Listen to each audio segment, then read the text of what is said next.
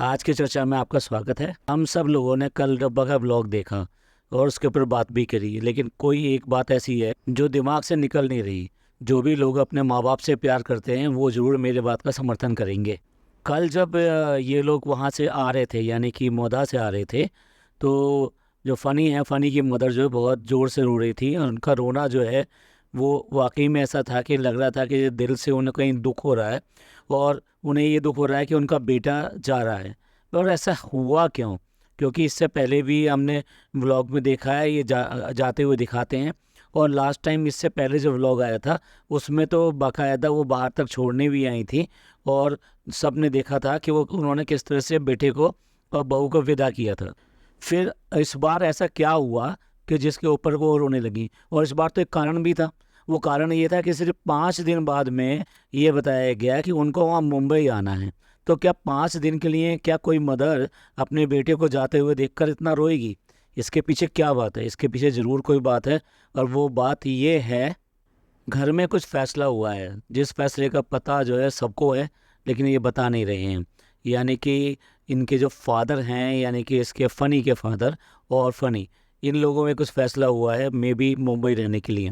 हो सकता है कि ये बिल्कुल डिसाइडेड हो गया है कि अब ये लोग मुंबई में ही रहेंगे और यहाँ पर सिर्फ इसी तरीके से कभी कभी बीच बीच में कभी कभी दिखाई देंगे। आप लोगों ने नोटिस किया हो तो उनके जो पापा हैं, यानी कि फ़नी के पापा, वो उनके साथ बिल्कुल दिखाई नहीं दे रहे हैं। इससे पहले वो अक्सर जो है उनके साथ दिखाई देते थे। ऐसा क्या कारण था कि जो 5 दिन पहले जाना पड़ रहा है? अगर मम्मी पापा का कोई काम था, यानी पापा का कोई काम था, तो फिर वो जो दोस्त है वो दोस्त भी तो जा रहा है, वो दोस्त उसको लेके जा सकता था। भाई मैं तो इतना मानता हूँ कि अगर मदर को कोई इतना गिड़गिड़ाते हुए रोते हुए देखे तो वो कैसे घर से बाहर वो कदम रखने की उसकी हिम्मत हो सकती है?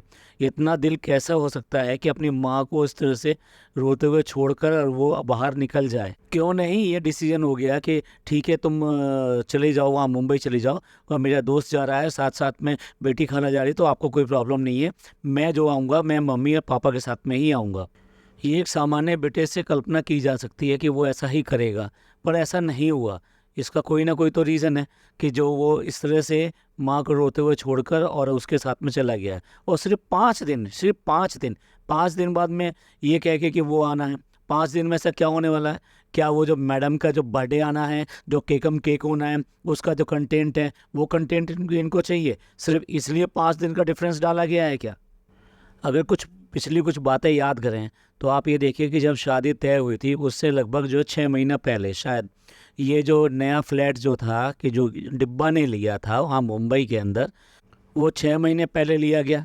हम पहले भी इस बारे में एक पॉडकास्ट में बात कर चुके हैं कि ये कोई इन्वेस्टमेंट के लिए लिया गया फ्लैट तो था नहीं, कि ये इसलिए लिया गया था क्योंकि वो वहीं पे ही रह सके, यानी कि शादी के बाद में भी एक परमानेंट उसको एक घर मिल जाए। क्योंकि जब भी फ़नी के साथ में रहना होगा तो ये तो है नहीं कि वो मदर के साथ में ही रुकेगी या भाभी के साथ में रुकेगी, ऐसा तो पॉसिबल नहीं होता। तो इसलिए ये पहले से ही 6 महीने पहले एक घर लिया गया जो कि किसी भी तरीके से इन्वेस्टमेंट पर्पज से नहीं था, सिर्फ इसी वजह से था कि वो मुंबई में अगर रहेगी तो कहाँ रहेगी, और वो मुंबई में ही रहना चाहती थी, इसलिए उसने ये फ्लैट लिया। अब साथ साथ ये भी देखने वाली बात है कि जो 7 साल से प्यार चल रहा था, इश्क चल रहा था इनका, तो फिर उसके बाद में भी जो फ़नी के घर वाले थे वो क्यों करके शादी नहीं करना चाहते थे? कहीं उनको कुछ ना कुछ तो डर था। क्या वो डर ही सामने आ रहा है जो माँ की आंखों से बार बार आंसू बन के निकल रहा है? और बेटा है कि बेटे को असर ही नहीं है, कुछ फ़र्क ही नहीं पड़ता, कुछ परवाह ही नहीं होती उसकी। प्यार तो सब करते हैं और बहुत सारी लव मैरिज भी होती हैं। क्या इन लव मैरिज के लिए कोई अपनी फैमिली को तो ना छोड़ देता है? और अगर देखा जाए तो अगर कुछ सीखना है तो वो कम से कम अपनी भाभी से सीख ले।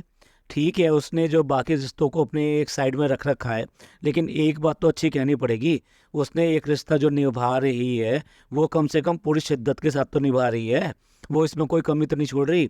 और फिर अगर वो भी इतनी समझदार बनती है और वो भी सब जगह ज्ञान बांटती है, तो वो भी तो इसको ज्ञान दे सकती है कि भाई अब तुम्हारी शादी हो गई है, तुम अपना घर संभालो और साथ साथ अपने जो सास ससुर हैं उनको अपने माँ बाप समझ के करो, जैसे कि मैं यहाँ पे कर रही हूँ।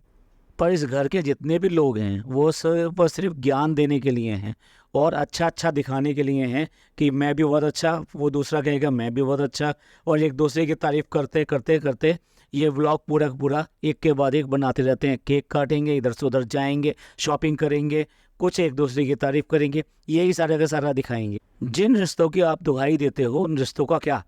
अब ये आपके खुद सामने हैं कि किस तरह से उसने माँ को एक तरह से नकार दिया। बहुत गुस्सा है और बहुत बुरा लगता है कि जब वो कोई अपनी माँ के लिए इस तरह से करता है। किसके सहारे वो इस तरह से रोते हुए माँ को अपने को छोड़ के जा रहा है। और मैडम यानी कि डब्बा ये कह रही हैं कि डॉक्टर को दिखाएं आना, और उसके ऊपर वो काम वाली लेडी ये कहती है कि अगर आप डॉक्टर के नहीं दिखा के आएंगी तो मैं नहीं आऊँगी। मतलब आप तो जा रहे हो तो आपको क्या फ़र्क पड़ता है? आप छोड़कर जा रहे हो, वो तबीयत खराब है या जैसे भी है, तो आपको क्या फ़र्क पड़ता है कि डॉक्टर के जाएं ना जाएं? उनके लिए तो ये बहुत बड़ी बात है।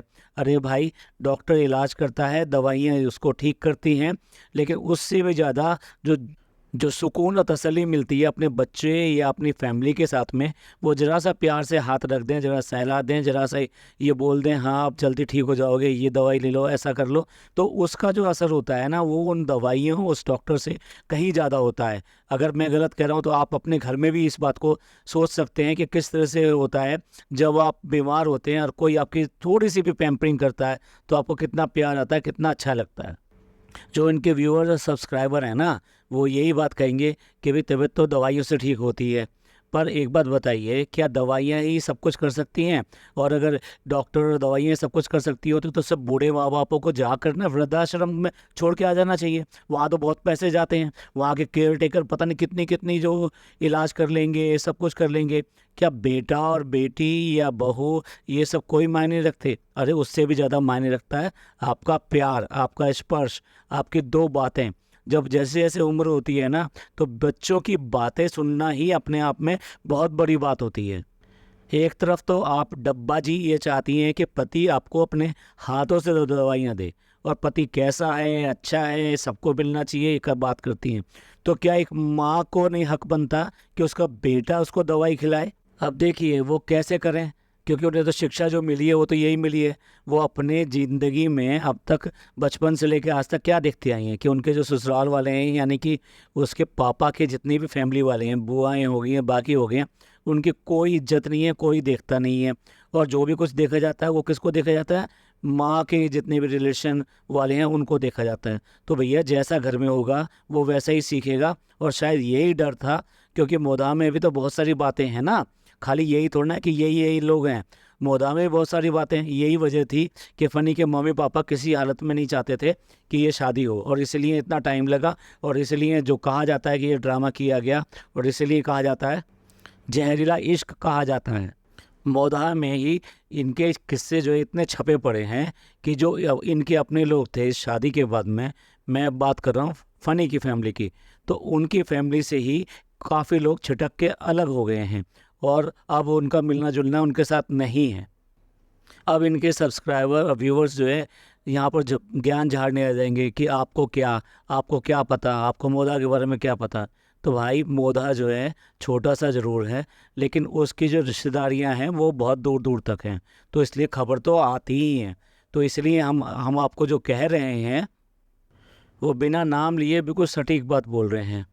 अब देखने वाली बात यह है कि जब माँ को रोते हुए छोड़कर आए हैं, तो अब 6 तारीख वाला जो केकम केक होगा, और जो खुशी जिसके लिए भाग कर आ रहे हैं, जिस कंटेंट के लिए भाग के आ रहे हैं, वहाँ उनके चेहरे कैसे होंगे? यानी उनका चेहरा उदास होगा, खुश होगा, या क्या होगा? नेचुरल सी बात है, अब तो यहाँ खुशी होगा, क्योंकि जो छोड़ आए पीछे वो छोड़ आए। चलिए भाई, ले लीजिए खुशी। अब एक नालायक बेटे का तमगा तो आपको मिल ही गया है। तो ख़त्म करते हैं इस नालायक बेटे के नाम के साथ ही इस पॉडकास्ट को, और मिलते हैं अगले पॉडकास्ट में। और खुश रहिए और खुशियाँ बांटिए, और ज़िंदगी में रिश्तों की परवाह कीजिए, क्योंकि रिश्ते ही ज़िंदगी में हमें आगे ले जाते हैं। थैंक यू, धन्यवाद, शुक्रिया।